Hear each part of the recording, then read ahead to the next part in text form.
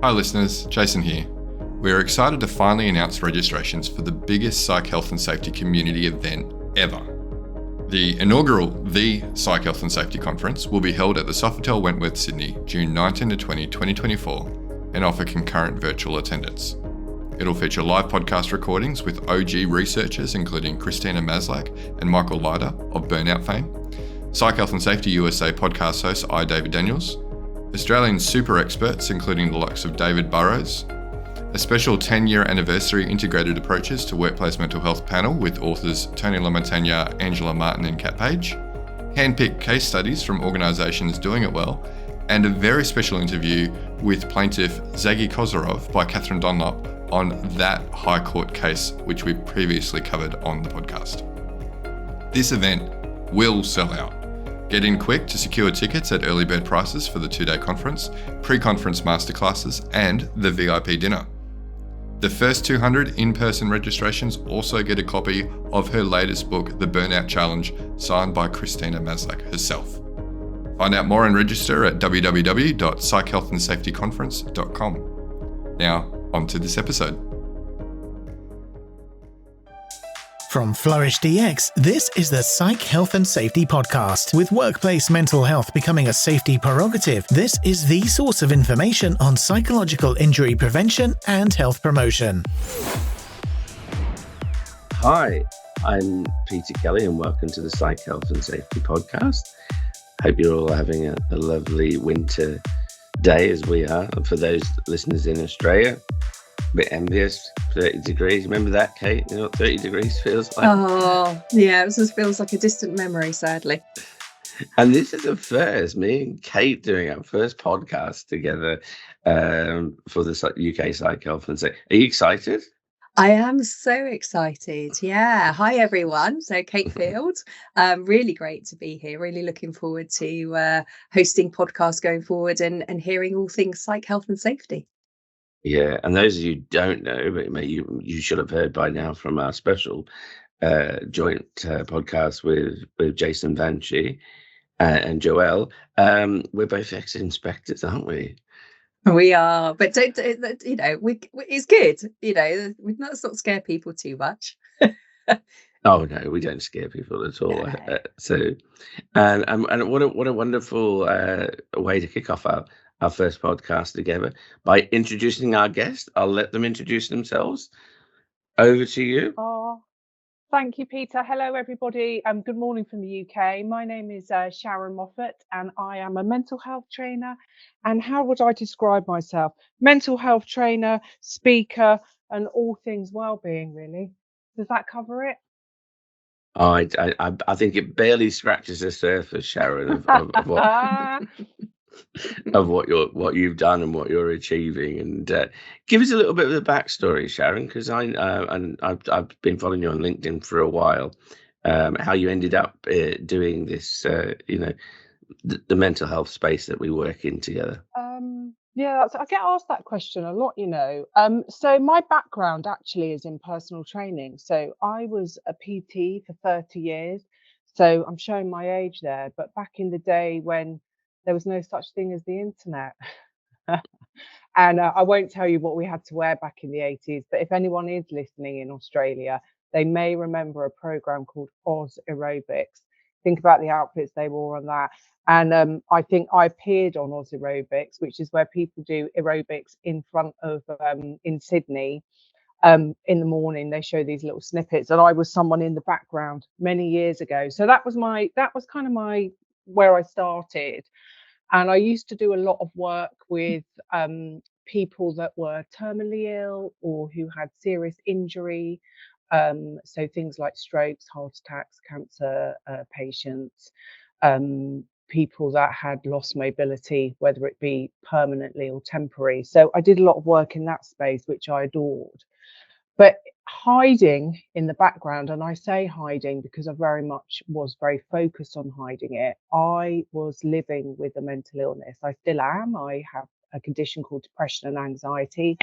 And I was first diagnosed when I was 11, but for almost 30 years, I hid it from absolutely everyone that wasn't inside my family.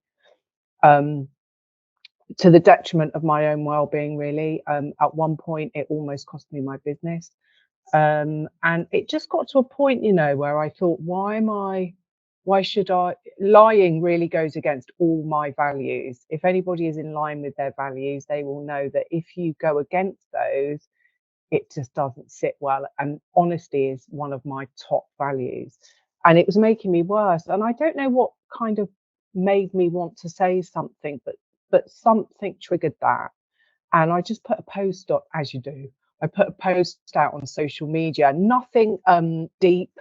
I just put something out about how mental illness is very common, and I am one of those people. It was literally that. And I hid under a duvet literally for the whole day, petrified to look at my social media. And I was actually overwhelmed by the response. And that's kind of how it started, really. So I've always been doing stuff in the background, like supporting patients. I did a lot of work with patients that were in hospital because of their mental illness back in the PT day, where I was using activity and exercise to improve quality of life. So I've always been in it, but I never really spoke about my own story. So that's kind of how it all started, really. If that answered your question. I've tried to keep that short, but I don't think I did. Sharon, that is short by some standards, trust me. So you're okay. But it is really good. Yeah. And it isn't it. I mean, ineffectively, the work you were doing with people who were suffering from depression and anxiety, did you find that actually that work sometimes was a contributing factor to their depression and anxiety, or was it, because I'm interested now, because obviously we're both on LinkedIn and we see a number of different posts that people do. And, certainly there's sometimes people say, well, it's all about what happens at home, and you can't do anything about people who are depressed because of things that happen at home. But what's your thoughts? Because we obviously work in that space. We're working with people who are workers. Yeah, I think it's very different for everybody. I will say that it's not absolute. We're all very different and we all respond differently to things. I have got some stats here, though. I love a statistic. And I will say on that one, just for listeners, is that feeling depressed is not the same as having depression. I think we can all struggle. Everybody can and does struggle, but not everybody has a mental illness. And we know that stress particularly is a huge risk factor to mental illness developing. But in the UK, and I can only give you UK stats because that's where I'm based, is in the UK currently one of the leading causes of stress is actually financial issues. But the second leading cause of stress, and I find this very interesting, is actually work pressure, workload. What comes underneath that in the workplace is actually relationships with leaders. So relationships with managers, line managers, is the second leading cause of stress in the workplace. And I find that very interesting because those are things that we can actually try and do something about. But it's how much organisations are aware of those facts and whether their eyes are open to improving. I don't know about you, Peter, or yourself, Kate, but quite often I speak to organisations and they're very blind to what's going on behind the scenes. And once you do expose it, they just don't want to hear it because in their mind, everything's tickety-boo. And all I would say to them then is look at your absenteeism, look at your staff turnover, because I think that can be quite telling. Yeah. But I think it's very, everybody's different. I definitely think workplace pressure is very high, I don't think if somebody is struggling to a point where they could receive a diagnosis for a mental illness or where their struggles are really impacting their daily life, I do believe that it's not just one factor that influences that. I think, say, for example, the leading cause of stress would be workplace pressure. There will be other pressures that kind of tip you over the edge. That phrase that you've heard, some of you may have heard it, the straw that broke the camel's back, or don't cry over spilt milk. It's not the straw, is it? It's everything else that's gone on underneath it. So I think it's a collection of things, but workplace pressure is definitely a big part of that. I think so. And I think one of the things that's interesting is, and you've touched on it, we know with stress in particular, and particularly when it tips us over into mental ill health, it's accumulative. So I think you said there sort of what relationships with leaders as being one of the primary causes, but that might have been a negative or a difficult relationship for months or even years before the point at which that straw breaks. And I think often there isn't a recognition of that, and I think that's one of the reasons why organizations sometimes struggle with this, because they go, well, that person's been working with that leader for X many months or X many years, why is it suddenly a problem now? Oh, it must be the individual that's broken, rather than understanding that it's been an accumulative effect. Yeah, for sure. And I do believe that at some point, we all have a responsibility for our own well-being to a point, but there are things that we can't always do something about, and things like relationships at work, like workplace pressure. We can't always do anything about that, but there are some things that potentially we could do to just make that a little bit easier. But I know I've been there myself many times, right? And I don't know about you or any of the listeners, but what's the thing that you want to do when you're stressed? The last thing you want to do is cook a healthy meal, exercise, stay hydrated. You just want to get through the day. You will do anything to manage the day. And I think that's not helpful either. I mean, currently in the UK as well, like 74% of people feel so stressed that they are too overwhelmed to cope. And that's according to the Mental Health Foundation. So, stress is a huge issue right now in the UK, and it's totally understandable, I think, in the current climate, the pressure to stay employed, the financial struggles that, if you lost your job, most of us are only 1 month away from losing our home. If we lost our jobs, we know that being unemployed for 1 month or more carries a huge risk to things like suicide. These are all huge issues that I think we need to be focusing on an awful lot more, and we can change them. And if I look back to 30 years ago, well, I'm lying. It's 40 years ago. I'm really showing my age. 21. I'm 21, really. Nobody was talking about this stuff. Nobody was talking about it. And if you look at the research and the influence and the positive influence out there, we've come so far. But I really believe we are just skimming on the surface. Yeah. Well, Sharon, let me take you back to the 90s. I remember them well. Yeah. And I have a confession. I did used to go to high impact aerobics. And yes, I was one of those 90 babies that used to wear lycra and thought it was really good for the gym. So I'm just having that confession. My kind of guy. I would say there's a whole set of imagery there. Now, Kate, don't go there. But back when I first started at HSC, we were freaking out because we had 8 million days lost to work-related stress, depression, and anxiety. Remember those days, Kate? And now we find ourselves with 17 million days. You made that transition from the physical trainer to the sort of the mental health and stress arena. Was it absolutely one moment where you thought, that's it, this is the direction I have to go, this is what, because from another perspective, your information on the data is brilliant, and that, I'm a complete geek, and those that know me, I geek out on numbers, so carry on with it, as many stats as you want, but I'm just interested how you jumped. And I think we talked about this, in when we had some text conversations, how you jumped into this area, because you are, obviously very much embedded in workplaces now, aren't you? Yeah, I think for me, and that there was no real light bulb moment, really. I think I was always doing a little bit in the background. Anyone that is a good PT, the personal side is quite important. You keep it very person centered. You focus on the person in front of you, how they're feeling on that day. And there is very much that element of listening, huge amount of listening, because people want to offload. And I would very often leave conversations with PT clients and think, did I say the right thing? Did I do the right thing? Did I support them in the right way? I never really knew the answer.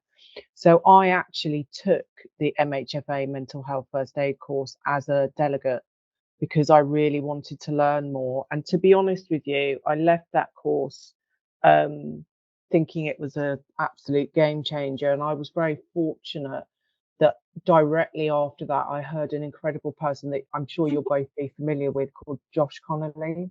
Yeah. So yeah, so Josh was talking about a lived experience to do with his relationship with his father. His father misused alcohol, and so did mine. And I'd never heard anyone speak so openly about that, and how that inner child, how having a parent that misused alcohol, how it could impact the child, and not just the child, but that adult child. And it really spoke to me, and I'd never heard anyone speak like that before, and it was so overwhelming. Never heard anyone do that before, and it blew me away. I mean, this poor person, Josh, I literally fell on his shoulders crying, saying, thank you. No one's ever said that, and it's so relatable.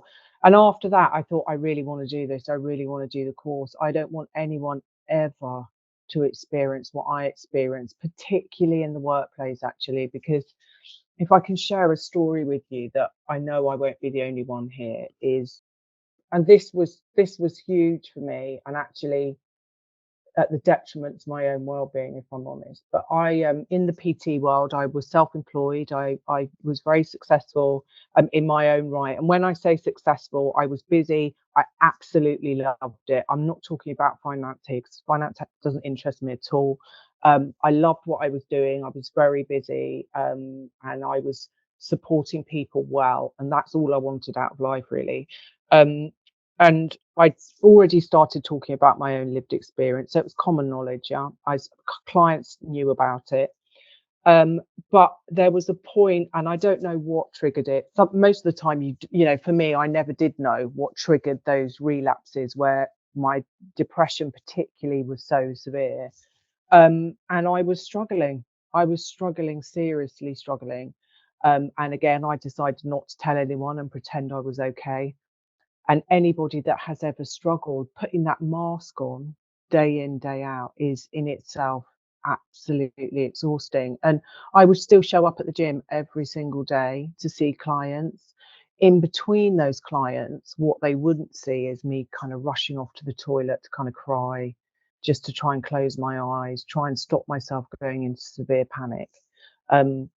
And all the warning signs that I was struggling, if anybody knows what they are, they were pretty obvious, right? You know, I'm a very I like to think of myself as a vibrant person. I mean, don't sit next to me on the train, Kate, because I will talk to you. I will chat to anyone. I love people. And I became very insular. I'd lost an incredible amount of weight. I looked awful. I was avoiding eye contact from everybody. I wasn't going into my PT kind of office. I wasn't engaging with anybody. I would literally just get through my day and get out of there. But the thing is, people did notice, but nobody said anything to me. What they did do was talk about me behind my back. And eventually I got called into the office by the owners of this particular leisure centre, who basically disciplined me and threatened me with, you know, if I didn't butt my ideas up, they would terminate my license agreement to trade at the leisure centre. And what they don't know, that was a perfect opportunity, by the way, right, for me to have actually said something, but I didn't. I said nothing. I sucked it up and I left. And when I got home, I actually had the mental health team and the police waiting outside my house because I'd missed a phone call with my mental health nurse, and they were concerned for my safety. And I don't think I've ever felt so humiliated and embarrassed and ashamed. And I honestly thought my life was over at that moment, because I thought, well, I've lost my job, the one thing I adore. And now, you know, this. And it was probably the lowest point I ever had. And I think after that, I just thought no one should go through that. Nobody. And it's quite interesting, actually, because those particular people that called me into the office have never spoken about it again, but other people have. And they have, you know, the people that were talking behind my back, out of all of those, 2 of them have come to me and they've now done the training, which is great. But, you know, I can't tell you how awful I felt that day. I felt very alone. Do you need more psych health and safety in your life? Then head over to the Flourish DX Academy for several free on-demand e-learning courses. If you're an internal professional, follow Flourish DX on Eventbrite to register for any of our free fortnightly interactive webinars. Our flagship professional practice program is also exclusively available for internal professionals. The 12-week course blends theory, applied practice, and interaction with other professionals through live lectures and a monthly community of practice session. Find out more about all these learning opportunities or inquire about a bespoke in-house training at the Flourish DX Academy. www.45003.org. Now back to this episode. I mean, thank you so much for sharing that, and I think it's really powerful, and it brings to life, I think, a lot of the complexity of depression in particular. You know, the mask, the hiding it, the trying to carry on, and then the fact that actually people are noticing, but they don't say anything. And I think a lot of that is because people don't know what to say. They're very scared about what to say. And I think that's that's one of the things from the mental health first aider course. I mean, I did mine when it first came to the UK many moons ago. And, you know, it was great about giving me the confidence to know what to say and you know, and not worry about saying the wrong thing. I think that's one of the really big concerns. You know, and I've done that course, you know, I've delivered variations of that, but I always add in work related stress because it has always been a missing element. I know it's been updated, but for the years I've been doing it, you know, and I've had the same experience where so many people have come up to me afterwards and said, oh my God, thank you. You know, oh my God, I realize I see this in myself now. You know, I see this in a friend or a relative. And that, you know, and it does empower people to take action. But I think it's also interesting, even knowing that. And you said, you know, you've been very honest that you've had a diagnosis since you were a child, so you have some understanding, and yet even understanding what was going on. I mean, you indicated you're getting help, but you were still weren't willing to talk about it, and it's such a big barrier, isn't it? And just if I can just add on to what you just mentioned there, Kate, about kind of not knowing what to say. One thing that I say to people that, you know, and everybody really, and I make this very clear, is it's not about saying something wrong or saying something right. There is no black and white here. Would I rather you said something that came from a place of being genuinely concerned and a place of love than say nothing at all? Oh my gosh, absolutely.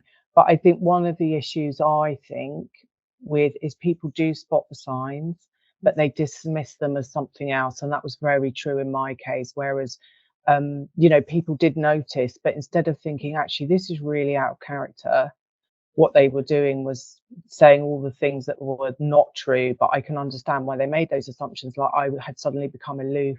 I must have suddenly thought it was better than everybody else. All those things that you might think, you know, if somebody's kind of snobbing you a bit, you might think, oh God, I bet they don't like me. So it's about making the wrong assumptions. And I think a lot of people fall into that category where they think, oh, they're just having a bad day. Oh, I bet they don't like me. Things like that. And I think that's where we need to remove our own emotions and be able to say, you know, I'm just a bit concerned about you. How are you feeling today? Or how are you feeling about this? And so forth. And I think we need to get beyond that, making assumptions. I think that's one of the biggest things that we can work on, all of us, because we're all guilty of it, right? Even me. No, absolutely. Sharon, how do you think then that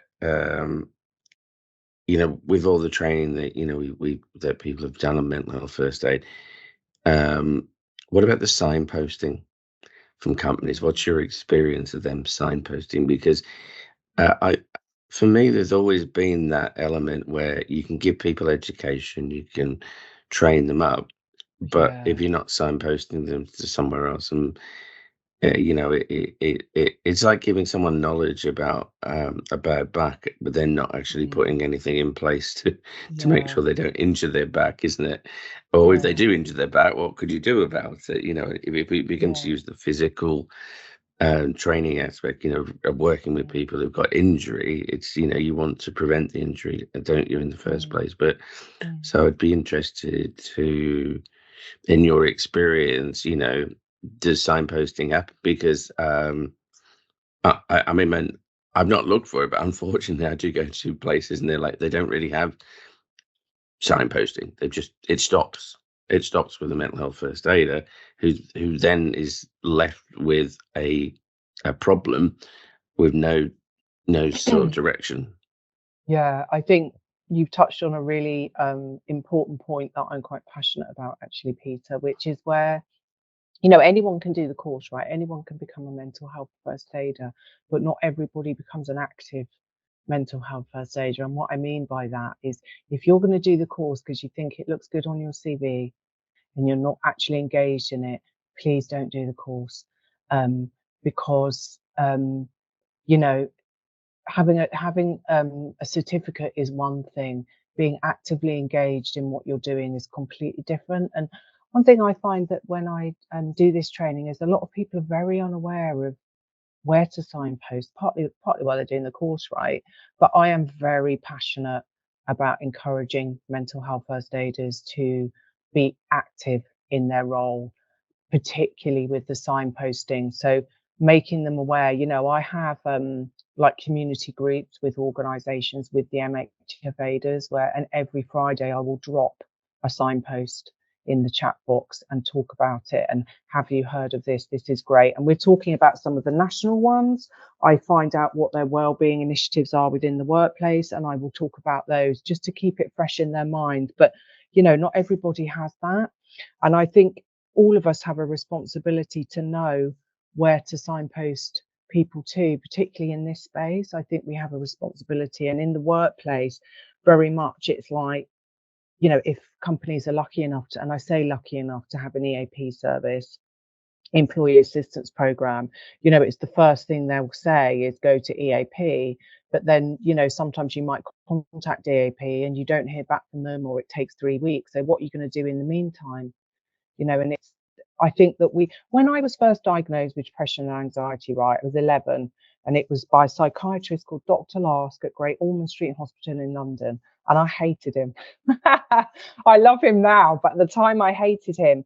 And I walked out of Great Ormond Street Hospital at that age with a hand-typed leaflet on an A4 piece of paper that was folded into 3 from Mind UK. That was it. That was all I had. And I literally cherished that piece of paper.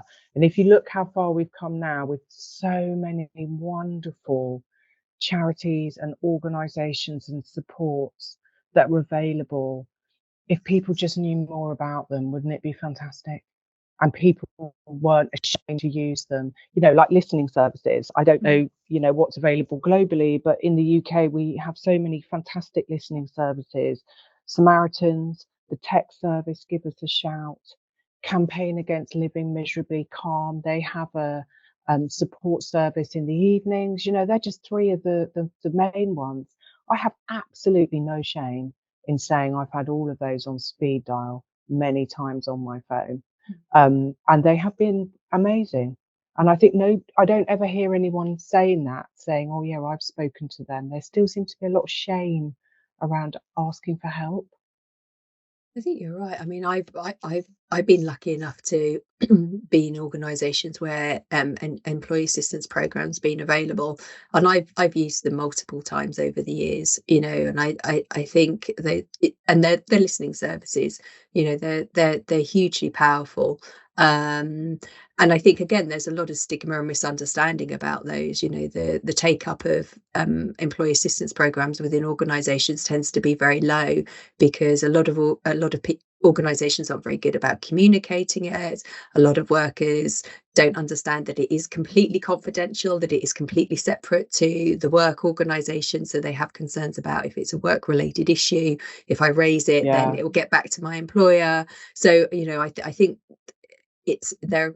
I'm a huge advocate of the services, but they're often underutilized. I think we all 3 of us are very clear and passionate about the benefits that mental health first aiders can have and how important they can be as to individuals and within organizations when they're used the right way.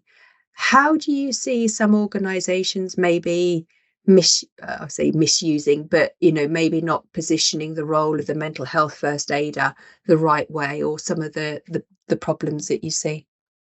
I think I've come across this recently, actually, where one organisation invested in mental health first aid, and I don't just deliver the training. I support the organisation in implementing the trainers and embedding them in, the mental health first aiders in the workplace. So what's that going to look like? Are you actually going to call them mental health first aiders? How are you going to promote them? How are you going to encourage them to be active in their role, and not just within their own teams? Within, and one thing that I always say to mental health first aiders is, like when you go and make a coffee at work, if you're in the workplace, how often do you chat to someone that you don't know, that's just standing there making some cereal or something, right? And just start a conversation. We're not talking deep and meaningful conversations here. We're just talking general conversations, because familiarity will breed that element of confidence where people may then feel able to talk to you. One of the other things I make very clear to people is, do not wait for others to approach you when they're struggling, because that is, in my opinion, unlikely to happen. It's up to us to have our eyes wide open and spot the signs first. And I make that very clear. But going back to what you said there, Kate, is I will support organisations to embed it. But I had with one organisation, really, when I first spoke to them, their idea of mental health first aiders was very much to get some statistics off of them of where the issues were within the organisation and what departments. And and I made it very clear to them, if that's your goal, then I'm not prepared. I can't deliver that for you, because that is not what this course is for. And and I obviously spoke to them about the benefits and what I believe it's good for. And eventually they did it, and they were actually brilliant at that turnaround. And I supported them to embed it. And all the MHF aiders so far have been incredibly active in their role, and I think that is a perfect example. But I think, again, it's going into it without really realizing what it's for, if that makes sense. What the benefits are for. And really the benefits are prevention. Spot the warning signs, signpost somebody, because a lot of the time it really is just listening. It's just listening and somebody feeling heard. Don't ever underestimate how powerful that is. And I mean really heard, not interrupting them, not giving your own opinions, not giving your own advice. Like, just go and eat some kale and you'll feel better. If only. I hate kale. Sharon, as we sort of come towards the end, we've got about sort of 4 or 5 minutes. One thing I wanted to talk to you about was the work that you do on women's mental health, and obviously you're currently in a situation yourself, which you've talked about on LinkedIn, because there's a lot on men's mental health, isn't there? There's a lot about men not talking, men not doing this, but do you think we need to be a lot more open, and so that that we can talk about the women's mental health as well? Yeah. So there's, And I've got 2 very strong, powerful women on this call. yeah. Well, thank you very much, Peter. I don't know about that, but I'll take it. I'm just going to write that down, what you just said there. So I believe that, yes, you're very right. I think that the men not talking thing, there's a lot of controversy around that, isn't there? So some people will say, well, men do want to talk. I think it really does depend. I mean, if you go in a construction site and do training, which I have many times, they don't want to talk. They really don't. And if they do, they certainly won't talk to their fellow bricklayers and, groundsmen, because, they will just get shut down. I think with women's mental health, we've come a very long way talking about the impact of the menopause. One thing that I'm very passionate about, and I have always been passionate about this, it's just that I haven't really spoken about it on LinkedIn, is long-term illness with women. I've recently been diagnosed with breast cancer. I'm currently going through treatment, and nobody's really talking about the mental health impact of that. And if they are, it's kind of a fleeting visit, really. I did some training in cancer awareness, and I'm a cancer ambassador with a fantastic charity called Cancer Support UK. I did that years ago, but I never really spoke about it on LinkedIn because, how much can you talk about? You need to focus on one thing. But now I'm in that position. I think, right, I'm not going to stay silent anymore because I can use this platform. And I don't think many people are talking about that very well. So, yeah, in answer to your question, Peter, yes, I think we do need to talk about it, but I think we need to talk about all of it a bit more, if I'm honest. Not just women, not just men, not just teenagers, not just children, all of it. That was the answer I was hoping. We'll keep banging the drum. Absolutely. But, I think your honesty and your insight, about your journey at the moment is a really strong educational piece, and actually making it okay for people to talk about their experiences, and that's really, really important to, and you sort of put yourself out there. And obviously, we've chatted about my my experience with my dad and stuff like that, but but I just keep doing it, I guess, is the main thing. As we come to the end, we always finish with this one last question, which is, if you had anything that you could tell the listeners, one thing, what would it be? And if you could have told a younger self, what would that be? So it's one question, one answer. Oh, what a lovely question. I'll tell you what my mum used to tell me, actually, all those years ago, when I'd be sitting on my bed, rocking backwards and forwards, and I mean that literally, by the way. And the only guidance my mum would ever give me, because she would just sit with me so I didn't feel alone, was, one day you will look back on this and you will say, you know what, look how far I've come. And it's so hard to believe that when you're in that moment. It's impossible to believe it. You don't. But one thing I would say to listeners is, I can't promise you everything, and I wouldn't. But one thing I will say is, it can and does get better. It honestly does. It takes time. It takes a lot of hard work, but don't give up. It can and does get better. And if only I'd have believed that as my 11-year-old self, then maybe I wouldn't have struggled so severely for all those years. And do you believe that now as your 21-year-old self? Yeah, I like your style. Yeah, I do. And actually, even now, of course I still struggle. Absolutely. Everybody does. But now I know how to manage it. And I know that actually my worst moments may only last a day or two. They won't last months. No. So yeah, absolutely. They sure do. Well, Sharon, thank you very much for spending the time with us. And it leads me to finish with, we look forward to seeing and hearing from you. And, you can contact Sharon, Kate and myself all through LinkedIn. And obviously, if you're listening to this podcast, we hope you enjoy it on the various different platforms that this podcast will be available. And it leads me to say thank you and goodbye. I'm theoretically waving, so I know no one can see me, but it's been an absolute pleasure. And thank you so much for having me. Have a great day, everybody. You've been listening to the Psych Health and Safety Podcast. To stay up to date with the latest on psychological injury prevention, follow Flourish DX on LinkedIn and subscribe to the Psych Health and Safety Podcast at www.psychealthandsafety.com.